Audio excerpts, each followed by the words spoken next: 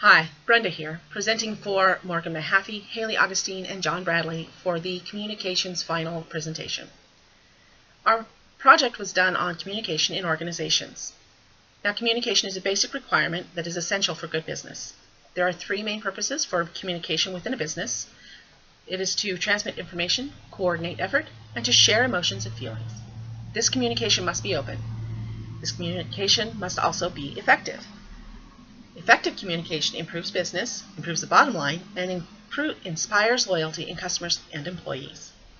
There are communication barriers that exist. Technology advances have both aided and hindered communication. Let's look at a few ways that technology advances have done both for communication. With cellular telephones, it has allowed for employees, managers, and business owners to be available 24 hours a day, 7 days a week. It allows for real-time communication, inviting immediate feedback from customers. However, the downside is this also allows customers, managers, and employees to exploit their lower employees on their off time. Now, business emails are a little less immediate than cell phones. This allows the employee to wait until the next business day to respond. This makes it for less stress and increased productivity. However, there is a decreased understanding, especially since nonverbal communication is absent, and the use of cultural or industry language or phrases can create a misunderstanding. Also, when there are language barriers, misunderstandings happen often. Now, text messages fall somewhere in between. It's a more immediate form of communication, but it can be responded to during the next business day. Miscommunication, however, is often common. Non-verbal communication involves the receiver of the message observing the message sender.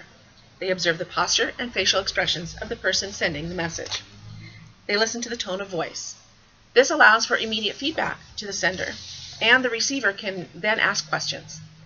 Nonverbal communication happens best in face-to-face conversations, but it can happen over telephone messages or conversations.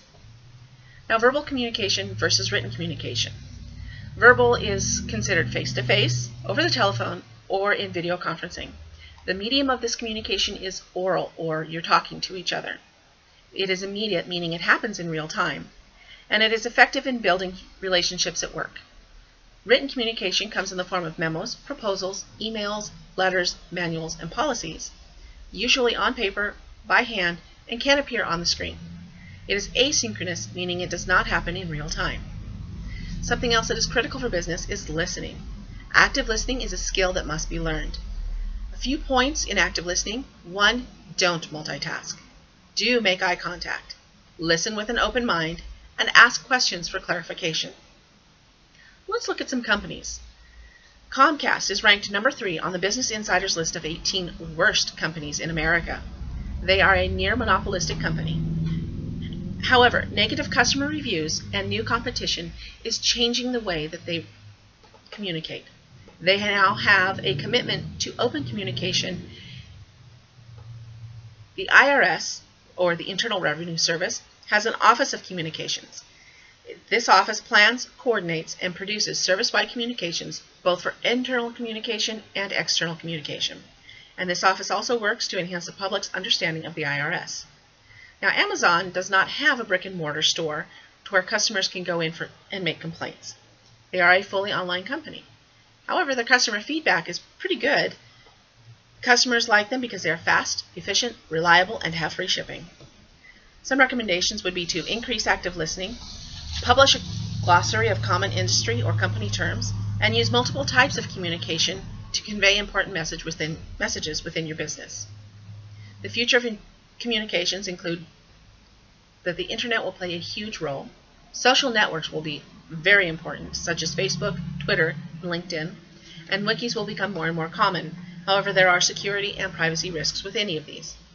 In conclusion, communication is vital in business. Openness is absolutely necessary. You must learn to be an active listener and learn from the mistake and success of big companies. Do focus on customer service, but don't forget that employees are customers as well.